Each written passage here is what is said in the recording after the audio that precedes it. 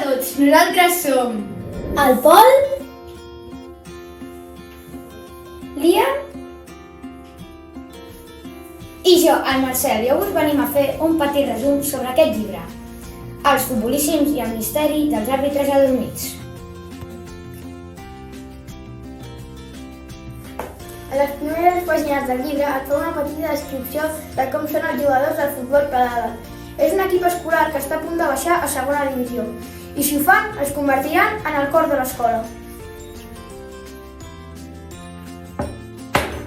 Tot seguit et diu més o menys el que acabarà passant al final del llibre, però no us volem fer spoiler. Per saber-ho, haureu d'anar a la pàgina 10 i et dirà més o menys el que passarà al final. Al primer partit, després de fer el pacte, anaven perdent 0-1 i de sobte, pum! Va caure l'àrbit. Tothom estava molt preocupat i estranyat per l'àrbit. Tots els jugadors van dir: "Que estrany! Com pot ser que l'àrbitre hagi caigut?"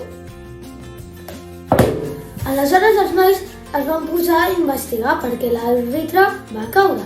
I així el següent partit. I cada vegada amb més partits, fins que va arribar a l'últim partit de Lliga, que es jugava en la desaparició del seu equip, el Pla de Dalt.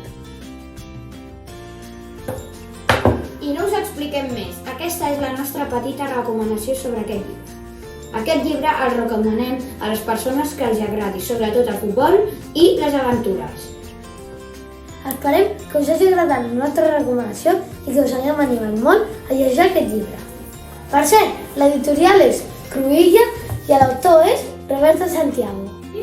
Esperem que us hagi agradat!